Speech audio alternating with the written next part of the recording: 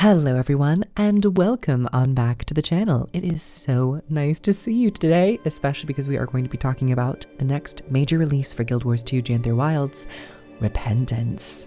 They released a blog post along with a trailer, so let's read through it, and then towards the end, I'll talk about what we saw in the trailer for the gameplay and also the story. The blog post reads, "Greetings, Tyrians. We're thrilled to share details about the next update for Guild Wars 2 Janthir Wilds, Repentance, launching on March 11th. This chapter brings new trials and discoveries to Tyria, including a new map, Mistburned Barrens, a land where strange forces stir and long-buried Mersat secrets begin to surface. Prepare for battles that will challenge even the most seasoned adventurers, along with a host of other exciting updates. Let's dive in, shall we?" Picking up where the Guild Wars 2 Janthir Wild story left off in Godspawn, our allies have just finished their heroic battle against the Titans atop Mount Balrior. Ura, Decima, and Greer have been defeated. But this alone has not ended the blight that looms over Janthir, and our journey is not yet done. Upon Ura's death, she claimed that the door that the Titans entered Tyria through remains open. These words rattled Isgarin and Waiting Sorrow, who informed us that Mabon had cast a ward over Bavanissos, the ruined Mersat city, to hide it and its dangers from the rest of the world. But with his death, that ward fell, and somewhere inside a mist's gate sits open. When work began on Guild Wars 2 Janthir Wilds, we knew that we would be exploring mysteries that had been teased since the release of the original Guild Wars, which we're celebrating the 20th anniversary of this year. From the fall of the Mersat at the Titan's claws to the many misdeeds of the White Mantle, these are some of Tyria's darkest, bloodiest moments. Now, you and your allies must venture further into the Isles of Janthir to reveal these long-forgotten histories.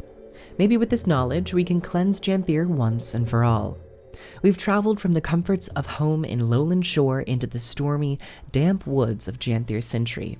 Now we must sail to the ruined home of the Mersat to figure out what Ura warned us of, starting just outside of Bavanissos and Mistburned Barrens.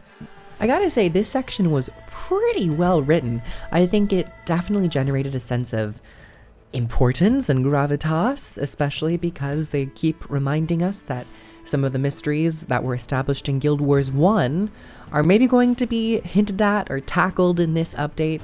So I think that definitely compels me to feel like this story update is going to feel a bit more important, maybe just, subjectively, because I like the Mersat lore, so I might be a shoo-in for this type of patch.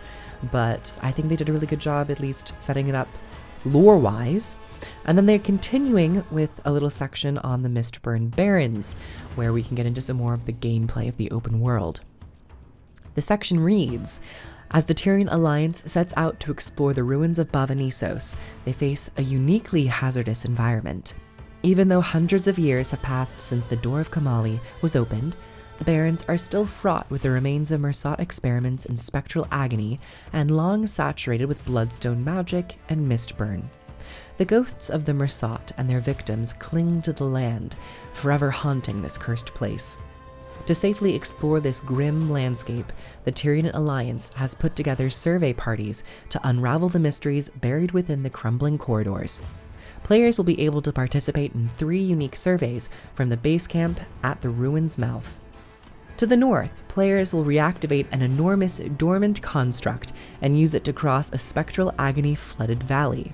In the center, players will utilize Asuran golems to delve into an ancient library and investigate the mistburn that is spread across the Isles of Janthir. Players in the south will lead a procession of Tyrian Alliance members into a laboratory once utilized for bloodstone sacrifices and experimentation. From a design perspective, our goal is to ensure that anytime a player enters the map, there are rewarding, structured events that you can jump into right away. Now to investigate the buzzing sound that scouts have reported emanating from the woods. So, the Mistburned Barrens. There are a couple screenshots that they have shared with us, and some of my friends have also pointed out that this definitely gives them potential Echo Vault vibes.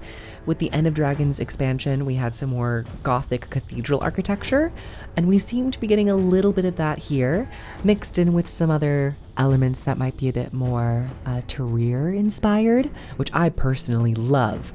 There's also elements of Bloodstone laden throughout this area because of the Mersat's dabblings with the Bloodstone, so I think that's very fitting.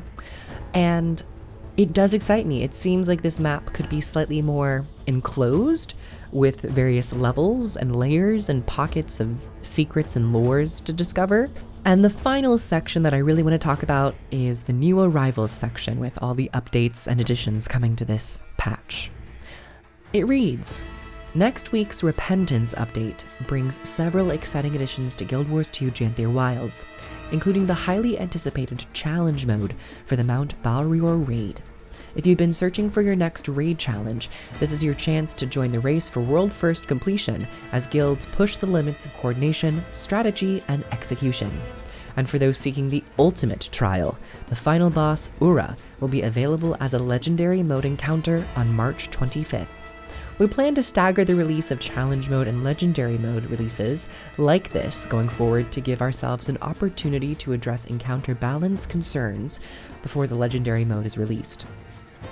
Greer the Blightbringer will also make his debut in the Mount Balrior Convergence, which will add a variation to the final boss you encounter there. Expect familiar mechanics executed in new, unpredictable ways that will keep your group on their toes.